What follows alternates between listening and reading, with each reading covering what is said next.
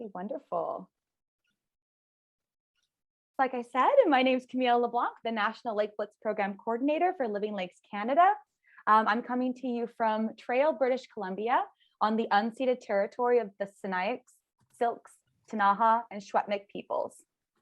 Today's training, like I said, will focus heavily on how to monitor lakes using this really simple entry-level protocol as part of the Lake Blitz.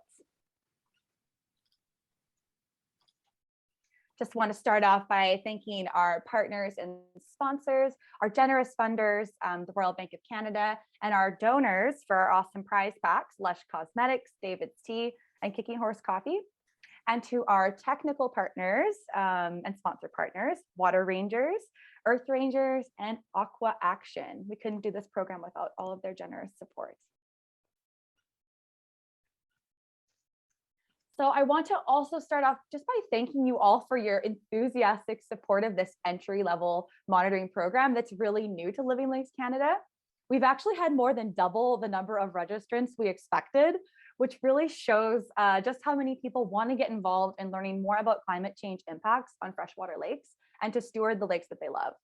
I really couldn't be more excited to work with you all. So today, let's dig into the monitoring and sampling protocol. We'll be using the field guidebook as a guide, which you can find on the website and will be in your Lake Blitz kit once we are able to send them all out.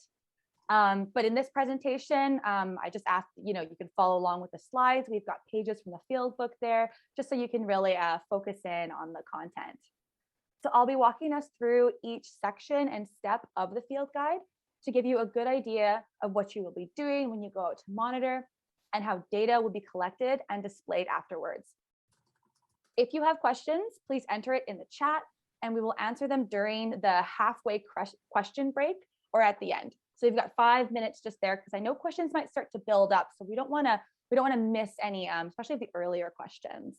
Then I'll follow or I'll keep going and explain other aspects of the protocol. We'll talk about the photo challenge and then we'll have more time for questions.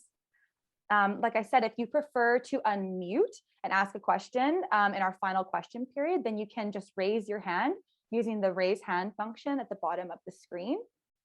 And then we will welcome you to unmute. Yeah, and like I said, this meeting is being recorded. So if you don't want to be recorded speaking, then you can just pop it in the chat. But as the questions pop in your head, just enter them so you don't forget them and we'll make sure that we get to those. If we don't get to some of your questions, then I'll get back to you via email, so we'll have them saved there.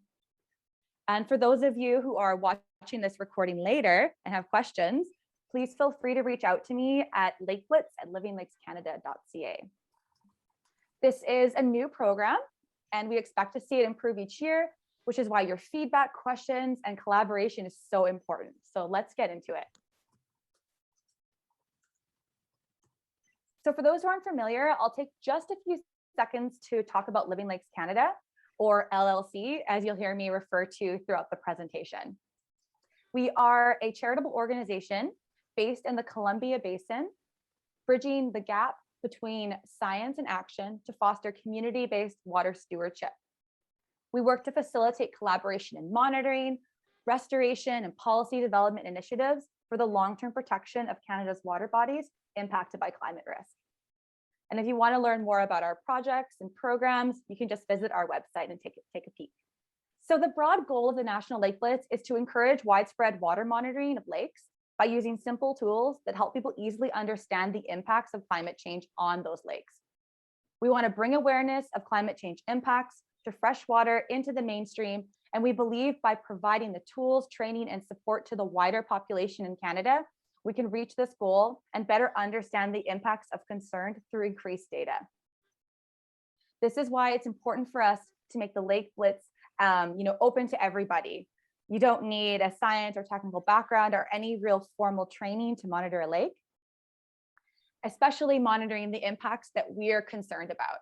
So we're really concerned about the rising temperatures, which impact all freshwater life, the encroachment of invasive species that are pushing out native species and threatening biodiversity, and also the increase of lake eutrophication or harmful algal blooms.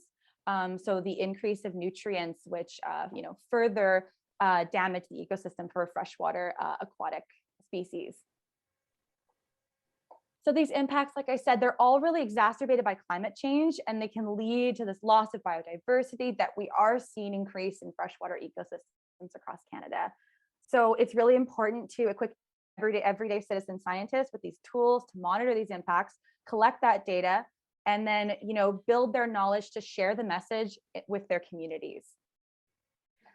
So getting into the details here. So what's in the kit? We have a thermometer for taking our water temperatures. We've got our data cards, 5 data cards double-sided. We've got a little pencil and our field guidebook. Everything fits really neatly into these little Lake Blitz kit bags that have a little clip on the top that you can connect to a purse, a backpack, or a belt loop. So getting started. So our booklet has a quick start guide that can be used as like a really quick reference for the monitoring protocol. I did catch a bit of an error in our Lake Blitz quick start guide, which is with the water temperature, taking the water temperature.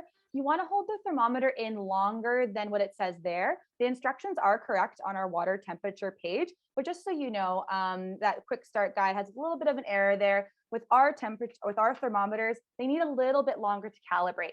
So keeping them in the water for 5 minutes at a greater depth. So it really is an opportunity for you to get to know your instruments. Like they all might be different. So as you go out and monitor, just really take that time to be critical about the reading that you're getting and maybe hold the thermometer down a little bit longer. So I just wanted to address that too, since once you get your kit, you might notice that change. So safety considerations as well. So in our Lake Blitz field guidebook, we have a lot of good safety tips about working near water. So it's super important to be safe when out monitoring. So wearing a life jacket when near deep water or in a boat, sampling with a buddy, or tell someone where you're going and when you will be back. Avoid those hazardous areas, such as remote areas. If you're going to a high elevation lake, bring bear spray and a first aid kit. And avoiding places where there's let's say it's a construction zone, there's real steep areas, or if the weather's just bad and it's not super safe to be on the lake. We've got a couple other points, not trespassing onto private property, and not drinking untreated water too. So always bring your water bottle with clean, potable water. Another thing I'd like to add here is that at those lakes where those algal blooms might be more common, you just want to stay away from those. So don't feel like you have to take your temperature readings. Just take a photo of that algal bloom and then don't touch the water, because it can be really toxic, especially to humans. And if you have your dog with you, just want to be aware of that. So we have 2 different types of data collection methods. So in order to make data collection easier, quicker, and accessible, we've created 2 ways to enter data. The first is a mobile app through Survey123, which is a real-time data collection app and automatically uploads to our database and onto our data map.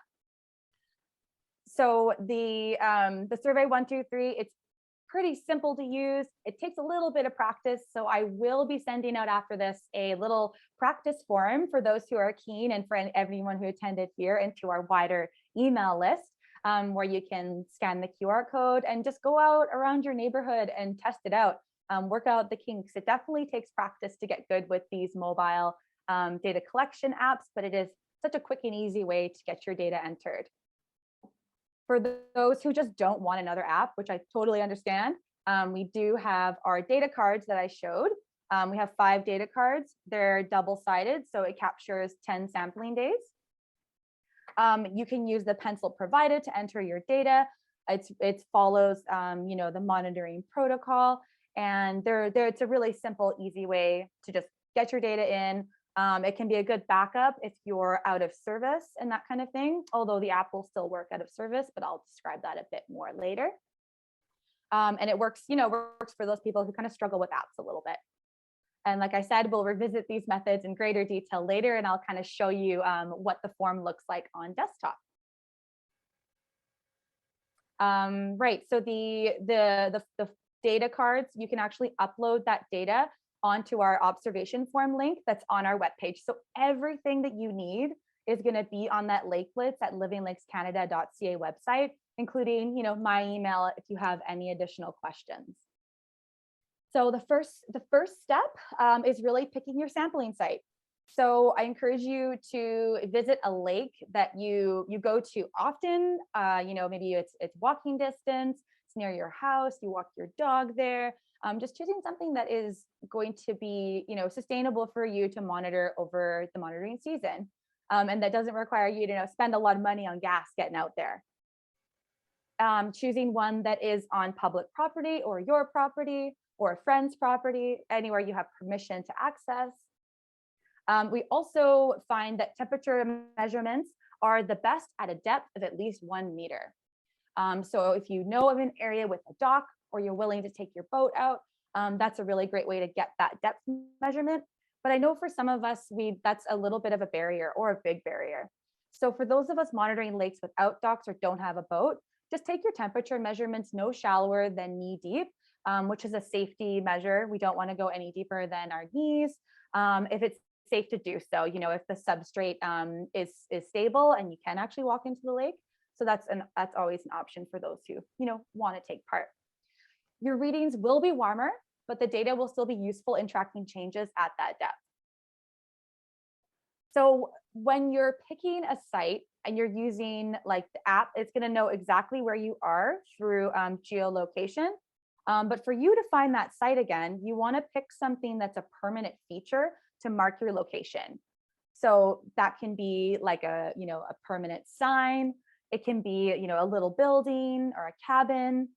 You can use the dock ladder or like a really large tree if nothing else is available, but trees and shrubs can come and go. So choosing something that's more permanent would be best. If you're on your boat, you can line up your vessel between 2 structures. And I just used the trees here because they were the easiest clip art to get there.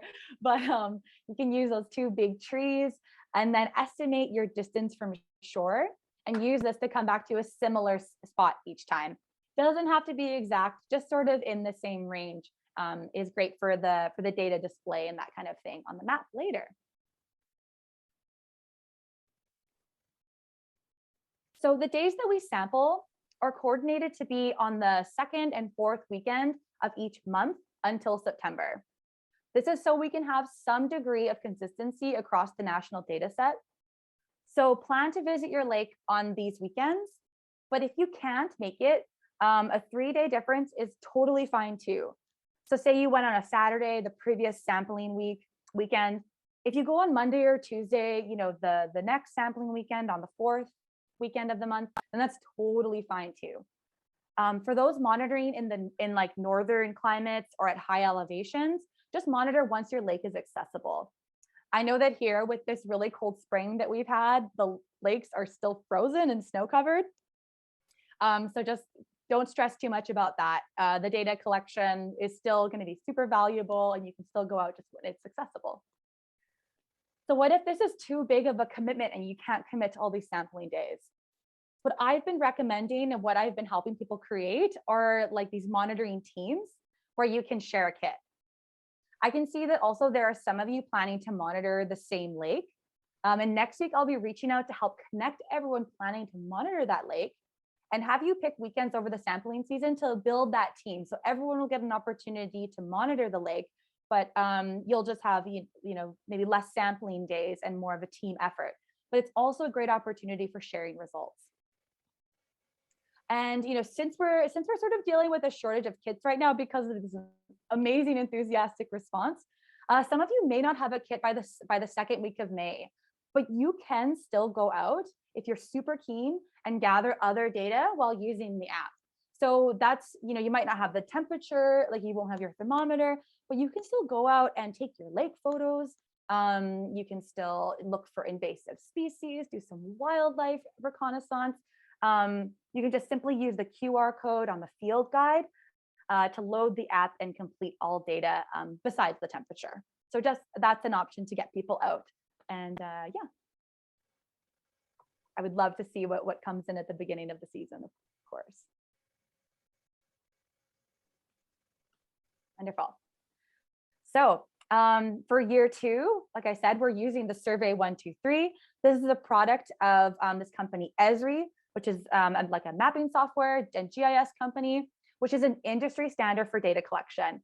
A lot of municipalities will use it for like their own citizen science, say wanting to know how many potholes there are. People can, enter that data and upload it straight to their database too. So we thought this would be a great option and a great bit of training on how to use this app for our volunteers. It's free, it's easy to use. You don't need to create a login and remember another password. Once you download the app in the, in the iOS, it works on iOS or Android phones. So you can just go into your app store and download the app, and then you'll be able to save your surveys in the app. Like I said, you can access it through scanning the QR code, and it'll show up in your saved surveys. And the survey is going to open the 2nd week of May. So if you wanted to go check it out, it probably won't open for you until data collection is getting started.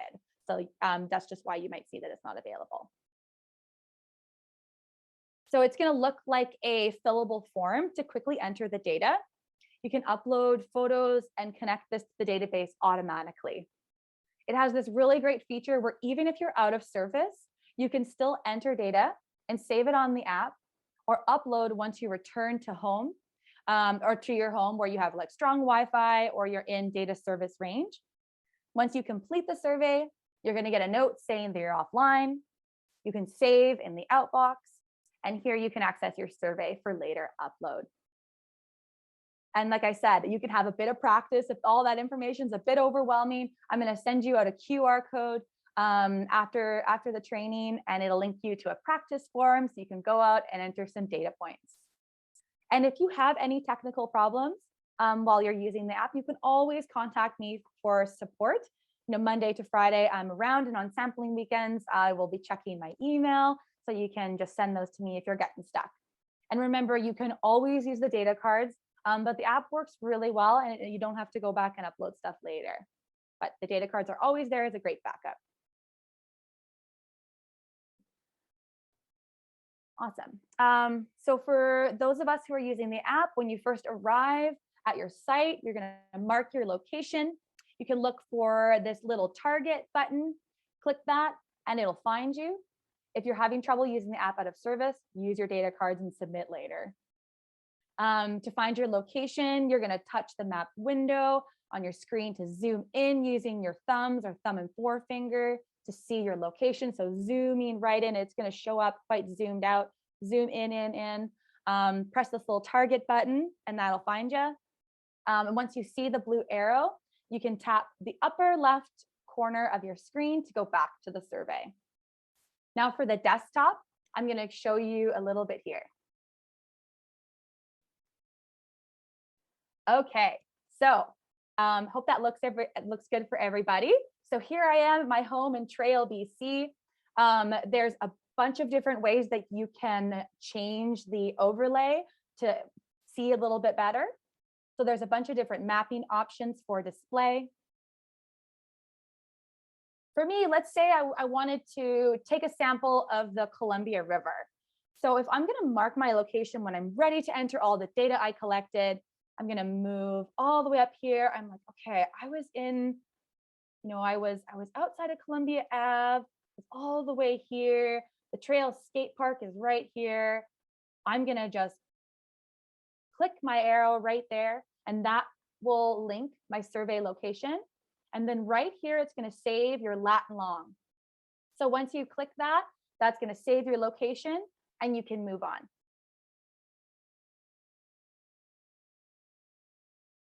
Wonderful. So I encourage you guys to play around with this for sure. So the site ID. So this is a really easy way to identify whose site it is and how many sites each individual is doing. Some of you are like really keen and you're doing multiple sites.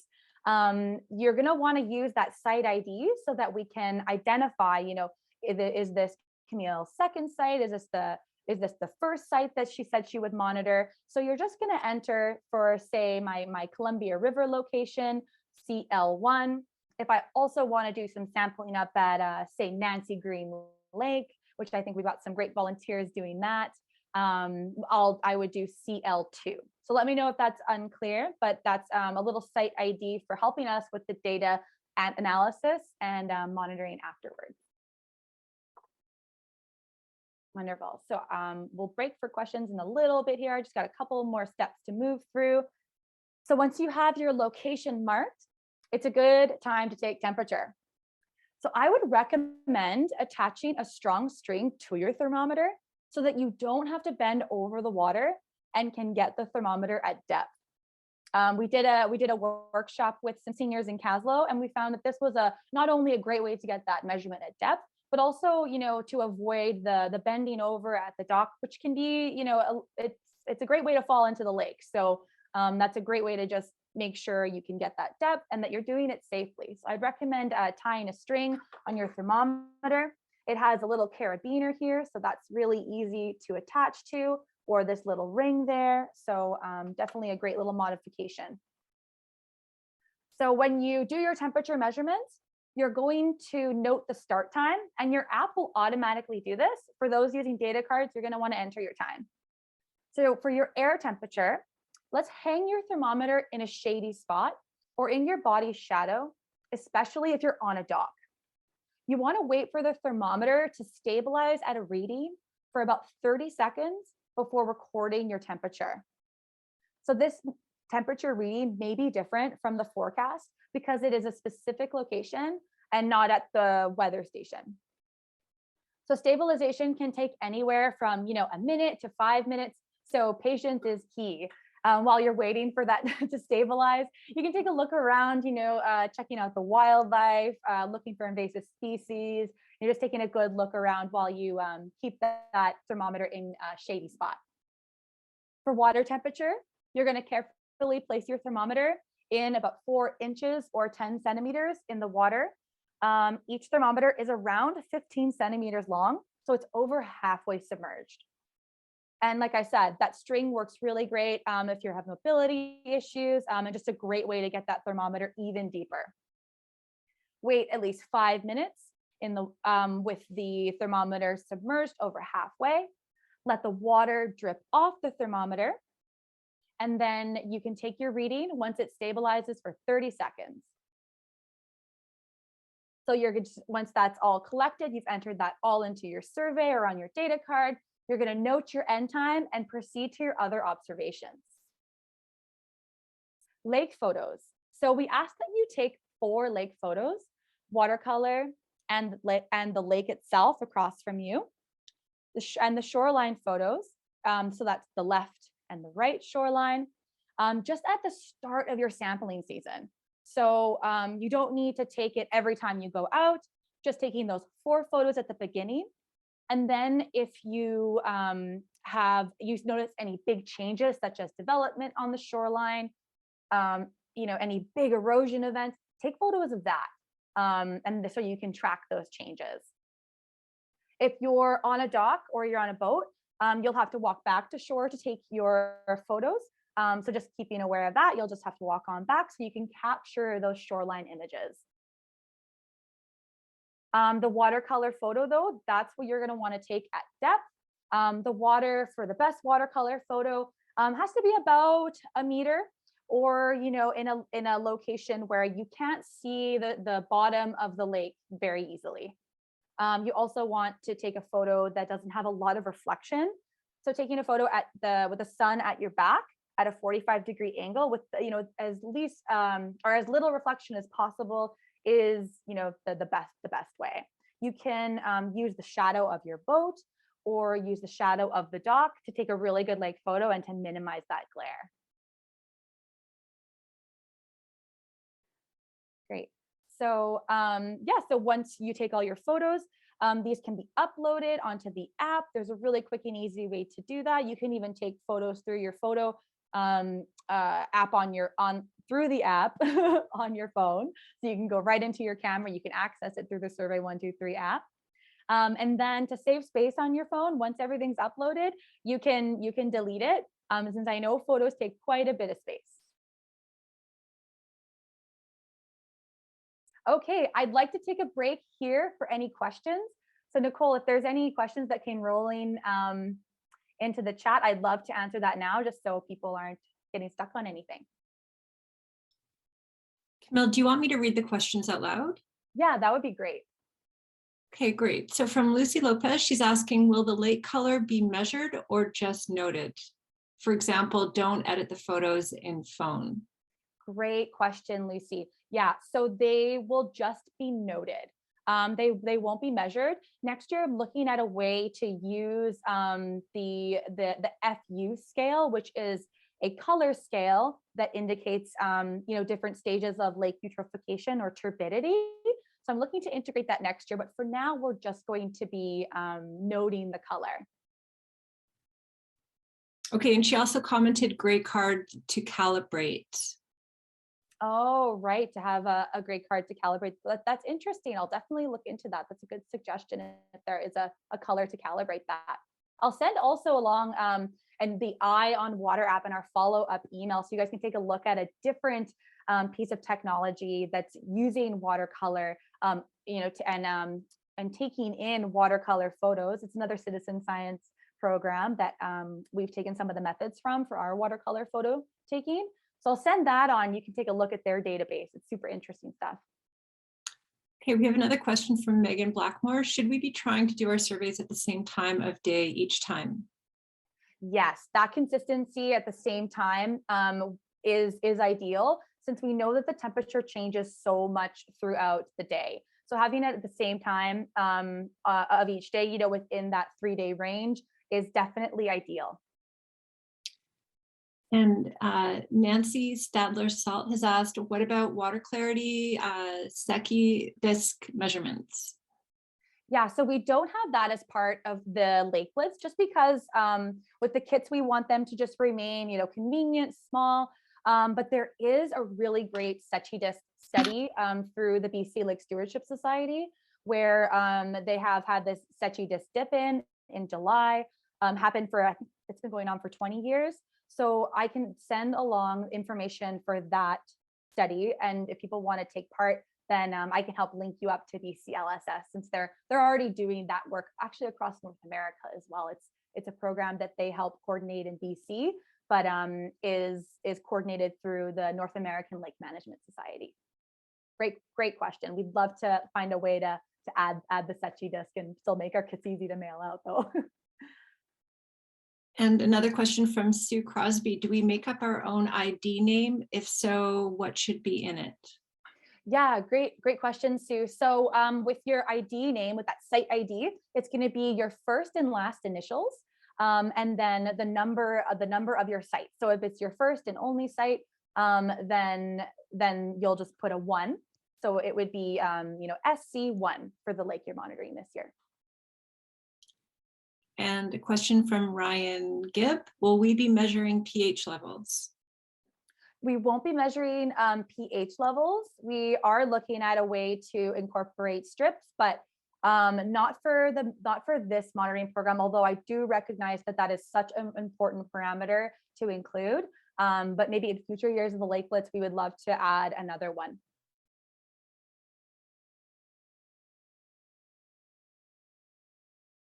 Were there any more questions before Camille moves on? We'll have more opportunities to ask more questions as they come up, and you can feel free to just add them in the chat through the presentation, and we'll revisit them in the next question break. Great. Well, thank you, everybody. Those are really great questions. I'll keep moving on. Hey, so one of my most favorite parts of lake monitoring, the wildlife observations.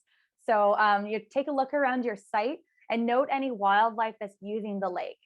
You can look for evidence of habitat and really, the animals themselves. So, keeping a note of nests or dams that might have been built that indicate the presence of species for later observations.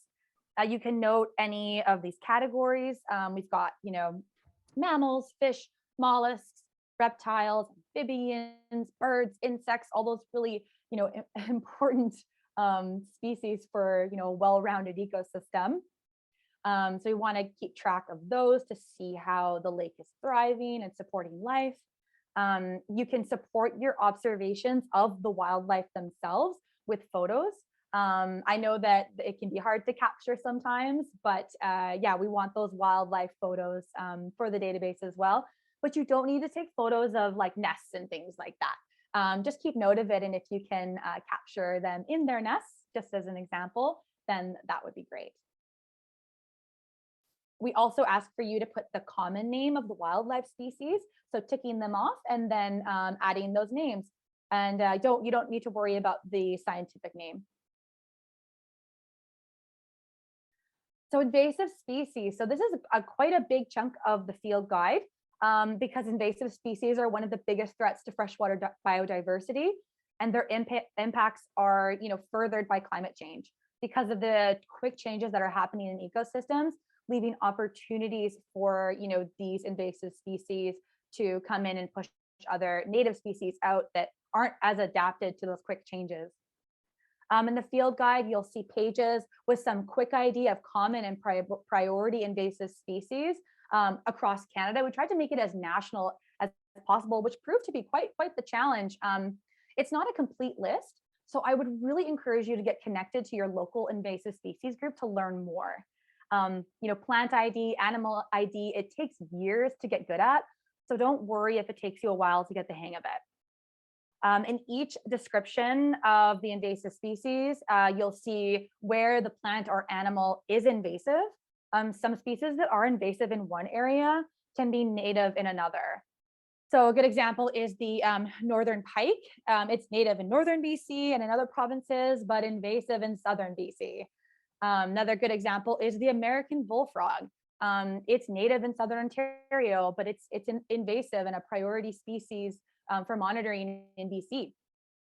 For plants, the fragrant water lily is native in Ontario, but invasive in BC. So take a good look around your shoreline, the dock post, and open water. If you see any instance of invasive species, remember to report them to your local reporting line found by province on page 23. If you're visiting different lakes, either for sampling or for fun, be sure to clean, drain, and dry your boat, as well as sanitizing your thermometers to ensure that like pathogens or invasives don't spread to other lakes. And another part of step 5 is our estimating of invasive plant spread. So it has been recommended from invasive species societies that the spread of invasives be submitted along with observations. So this helps us understand the severity of the issue on the lake and can prioritize areas for management. And we've made this as easy as possible for you. Simply eyeball how many square meters a spread is and choose a range that best fits each plant spread. So we have, between, 1 square meter or between 1 square meter and 9 square meters, and then more than 10 square meters. So you can just enter that into the form, and you can use the measuring tips to help you envision the spread. I have an example of a bus there, just as a way to like put that in your mind. The average school bus is about 10 meters long. Step 6, issues or concerns. So make sure to record any issues or concerns that you witness for the lake, such as like if you're choosing a dock in a boatyard, ask, what do you think some of these impacts might be? So if you can think about that boatyard, and you can enter into the chat what you think some of these impacts might be, and you might want to keep an eye on.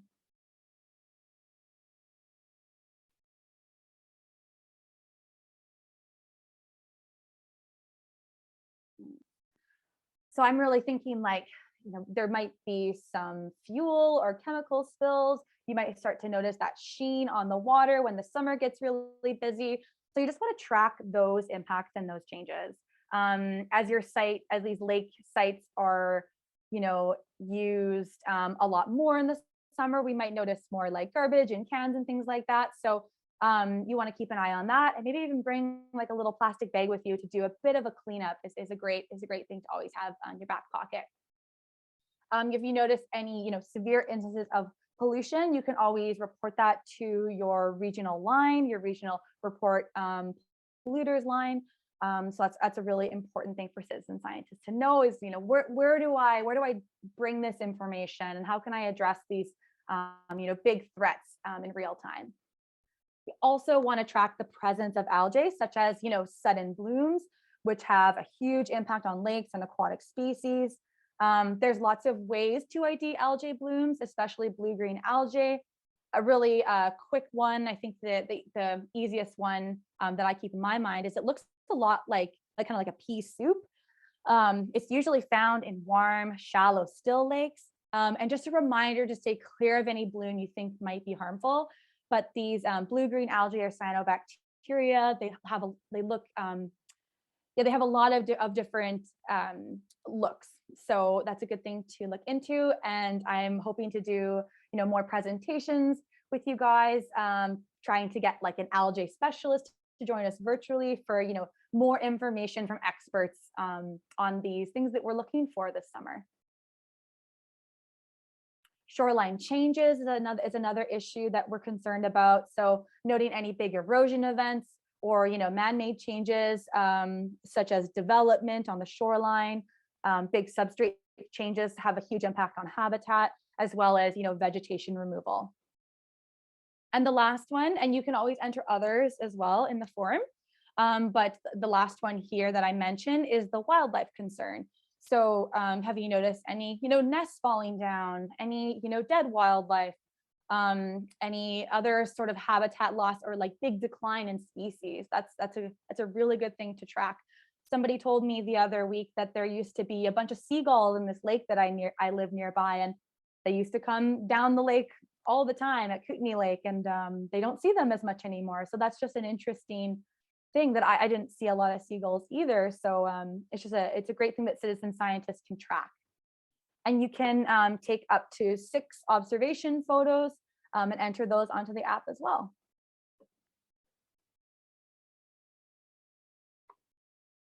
Just got a little bit of a delay here. I'll try it again. Computer's working hard these days. Oh. Okay, so the data entry and data display. So I've been sort of referencing this as I'm talking about the data collection, but I'll just really focus on it here. So once you collect all of your data, you can press the submit button on the bottom of your survey, and this will be automatically uploaded to the database. I'll be sending along that practice form so you can take a look and walk around your neighborhood, practice getting some data. With the desktop, once you get back to your home computer, you can enter it from your data card and load photos onto your computer. Good ways to do that from your cell phone is email them to yourself. You can use the AirDrop function if you use Apple products, or you can upload to Google Drive if you have a Google Pixel phone, things like that. There's lots of good ways to get your photos off your phone and onto the database. If you are using data cards and you don't want to enter it after each sampling weekend, I would recommend doing that so it doesn't build up, but you can do it at the end of the month. So I'll be sending out reminders through our email list just to make sure everyone's getting their data in there. And if you need support, we can always reach out and I can help you get your data uploaded. So once data is submitted, it will be displayed on the Lake Blitz observation map. And here you can zoom in and access any data point you are curious about. So I'll be sending a link to that so you guys can take a look once it's all up and loaded. It's a really easy map to use. You can see summaries of the lake itself. You can zoom way in and go to each little point. It should be a really great way for us to see all that data coming in from across Canada, which is pretty exciting.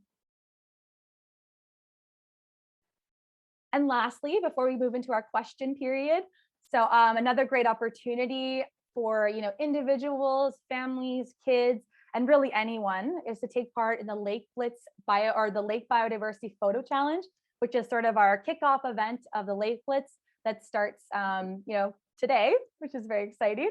It runs until July 31st at the end of Lakes Appreciation Month. The challenge here is to get folks from across Canada to explore their local lake or a new lake that they visit. You snap a photo that either captures the biodiversity or the surrounding impacts. Here are some great examples of our photo submissions from last year. The top right photo shows, a beaver on a log with some wildfire smoke in the back. So really, ticking those boxes of biodiversity and impacted. Photos can be submitted using the online submission form on the LLC website, or you can email them to me at the lakeblitz@livinglakescanada.ca, or use the hashtag LakeBlitzPhoto on social media. We'll be sharing the best of the week across our social media platforms as well. And all of this information is on that lakeblitz@livinglakescanada.ca website, where you can read the guidelines and what kind of prizes you can win. So the prizes will be awarded for winners in 4 categories. 1 is the most biodiverse, capturing plants and animals. 2, most impacted, capturing pollution, deforestation, wildfire smoke. The 3rd is our public favorite, which will be determined by the number of likes on social media. And then the kids category for photographers 12 and under. Winners will be announced in August, and the winners in each category will receive prizes provided by David's Tea, Lush, and Kicking Horse Coffee. This is a really popular event. We received close to 200 photo entries last year, and we're working to, bring in even more and reach even more individuals from all provinces and territories. The goal of the photo challenge, it is linked to the Lake Blitz. It's meant to bring awareness to the Lake Blitz and promote the message that we need to protect these stunning natural spaces and our collective water legacy. It also serves to identify, future Lake Blitz volunteers for the monitoring program. Wonderful. So I'd like to turn it over to you. There's still perfect. There's lots of time for questions here. So you can enter them into the chat. I think I saw a couple roll in while I was describing the last little bit there. And then if you want to speak, you can just do the raise hand function, and then you can ask your question aloud. So Nicole, I'll pass it over to you if you have, if anybody's asked questions in the chat since our last question period. Yeah, Robert Cunningham is just seeking clarification. So the instructions of taking temperature at 1 meter depth, but only put the thermometer in water up to 4 inches. There's some confusion around that. Oh yeah, for sure. So the depth of water, that the purpose of that is because water in a lake, it needs to be at a certain depth so that there's amount of churning over. So mixing of the water, the temperature is going to have more differences throughout. So that depth allows us to see a better representation, because if it's too shallow, it's going to show that it's kind of warm all the way throughout. So the 4 inches is just a minimum of the depth that the thermometer can go in to get a good representation that's not just the surface water, but isn't too low that it's showing that colder stratified area, since water separates based on temperature. So I know that can be a little bit confusing, but in more comprehensive scientific studies, they actually lower a thermometer or a probe at different intervals down into a lake to get that profile. But for us, we don't have those those probes available for everybody. So we just keep a consistent protocol so that it's pretty standardized throughout.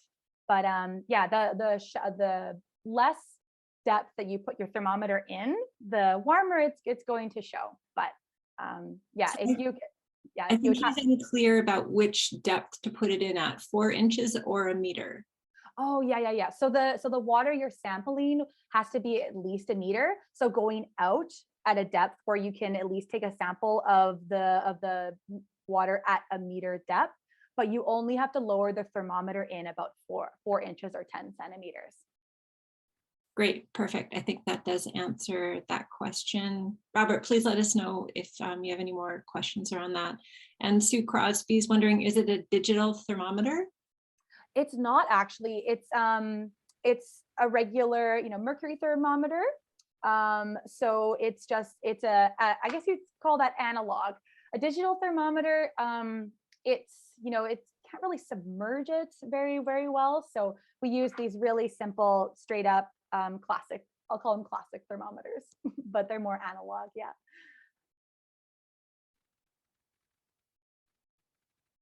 Were there any more questions from anyone or comments?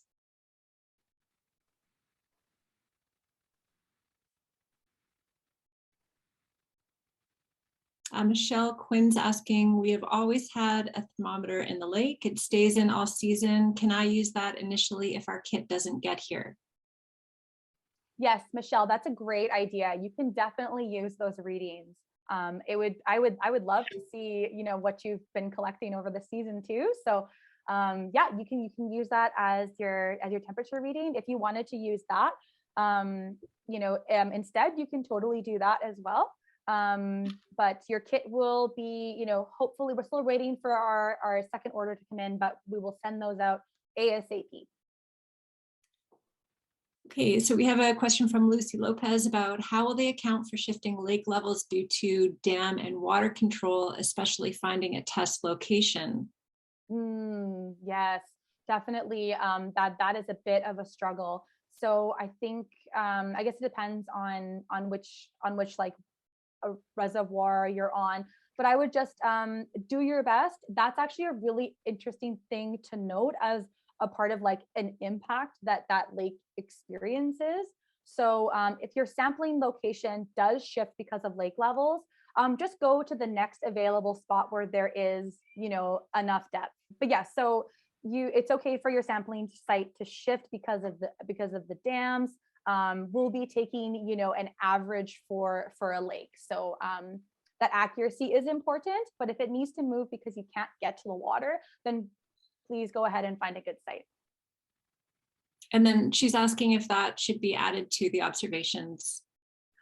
Yes, 100%. You could look at that into like a good way to, I guess, categorize that could be the issues and concerns in the other section. So I would note that so that people looking back at the data can see, that is one of the biggest impacts to this lake. Okay, we have a few more questions coming in. Someone's commented the thermometer would be alcohol, not mercury. Yes, yeah. No, thank you for that. When I said mercury, I was going back to my old school days, but it is alcohol. My apologies. Yes, it is. Great. And Nancy Stadler-Seld has asked, if a group is monitoring a specific lake, do they monitor at the same site or at their own individual sites? If there's enough of like a difference between the sites, we try and have, like 100 meters difference between the sites or more, ideally, just to get some consistency in that. I would say it'd be good to go to the same site. But if that's not accessible, then we can look at the differences, or we can look at accessing from different sites like that. That's totally fine. Consistency is good, but the more data on the shoreline, the better. So in short, yes, you can monitor from the site that's easiest for you to access. Although the temperature measurements might not be very different, but the photo data will be different and therefore valuable. So Megan Blackmore is wanting to clarify about the stabilizing of the thermometer. Are we to leave the thermometer in the water for about 5 minutes, then take it out, hold it out of the water to stabilize for 30 seconds, then read it? Yes, exactly. That's 100%. 5 minutes in, take out, hold for stabilization for 30 seconds, and then read. And a question from Michelle Quinn, how should we clean the thermometer between testings? Yeah, so what we use for sanitizing our equipment when we're doing stream monitoring with Living Lakes Canada, we use a 10% bleach solution that should kill any sort of organisms that might still be on the thermometer. So I would recommend giving it a spray, letting it sit, and then just rinsing it off when you go to a different lake. And the same thing with your boats and that sort of thing. You want to give a good cleaning there. Okay, so a question and comment from Cynthia Fraser. I'd love a follow-up about calibrating color when photographing watercolor by mobile phones. Cameras do white balance by default differently. Mobile phones especially have different warmer, cooler color set by defaults. Mine is more blue-green. iPhones tend towards orange-green. So do you want us to report what camera phone we use? I love how detailed these questions are. No, it's awesome. This is so great, and like things that we should definitely add to our next survey. I think that is a really important thing to track, because when we look at that, we can see how if you use a like a not a camera phone, then it's going to look different, because I know that there are some automatic editing. I'm not super knowledgeable on cameras, but sounds like you are, Cynthia. I would say that would be good. You can send me a note on what camera phone that you're using, and I can add that to our database. But we can maybe add that to the observation form, but we'll probably add that next year. I think that would be an interesting thing to collect. But if you're using a camera, or if you want to share with me the kind of phone you're using, then that's very interesting data. So feel free to share that through email. So another question from Sue, do we measure to the nearest degree or try for a fraction? I would measure, to the nearest, half degree or full degree. So I wouldn't go anything. I wouldn't go to any smaller fraction than that. So if you see, 12.5, you can enter that. Or, if it's closer to 13, then just enter 13.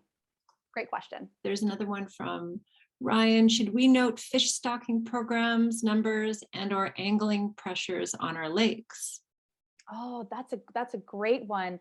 That would fit really nicely into that other category for issues and concerns, especially when you're mentioning, the angling pressures and the fish stocking programs.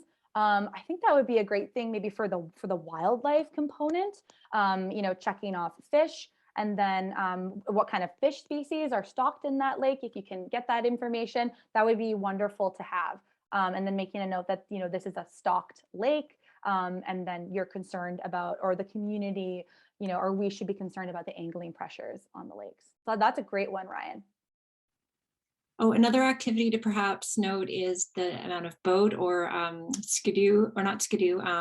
Sea-doos, yeah. Sea-doos, right. Like if some lakes are really buzzing with boating and sea-doo activity, whereas others are much more peaceful and calm. So if you're noticing that kind of very intense human activity, motorized human activity on a lake, or even just the amount of humans using the lake, those are other observations you can make.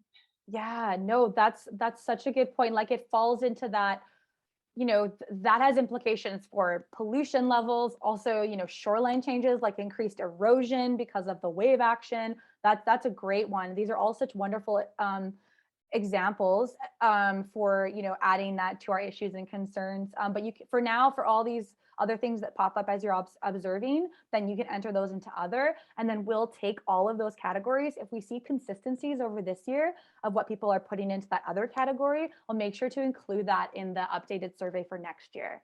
So that's great. That's such a a safety hazard for people who use the lake, and also the animals and the habitat.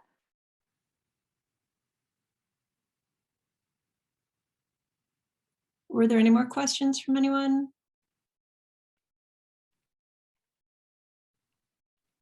But we're right on time. We're almost at an hour here, Camille.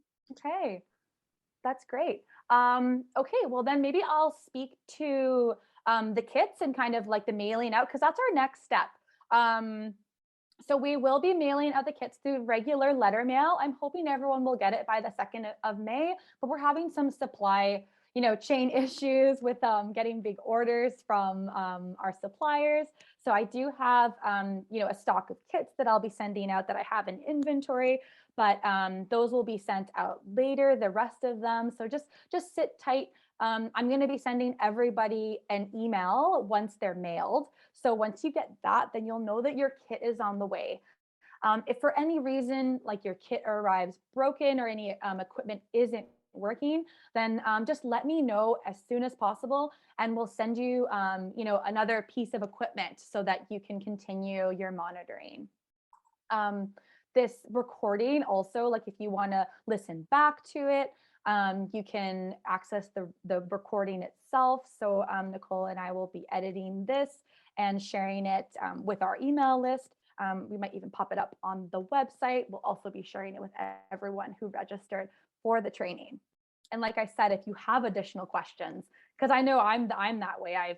Once I get all the information, I digest it, and then that's when I have all my questions. So feel free to email me with anything big or small that you just need clarity on, and I'm happy to help you navigate it. I check my email, regularly, and we'll get back to you within a day. So I'm always there to support. And that's great. Well, if nobody has anything else to add, I'll just maybe close with a sentiment of gratitude for all your interest. We are absolutely so proud of the enthusiasm of everybody registering from all across Canada. It's very inspiring to see, how people want to start stewarding their lakes. Keep me in the loop, but anything that you think could be improved for next year. At the end, we're going to be sending out a survey to all of our participants, and your feedback is really useful for us to strengthen the program year by year. It's a new protocol. It's a new citizen science program that's very ambitious. We want to make it better each year and help empower citizens and collect important data. So thank you, everybody, and thanks for spending your Sunday with me. Enjoy it. If you're visiting a lake today, you can get excited about going back to that lake and doing some science, and keep us in the loop as to anything that's happening this year, or any cool observations that you're finding. And I'll be following up with lots of information. We will also, one thing that I didn't mention that's coming into my mind now is our monthly meetup sessions. So I'll be sending information on those.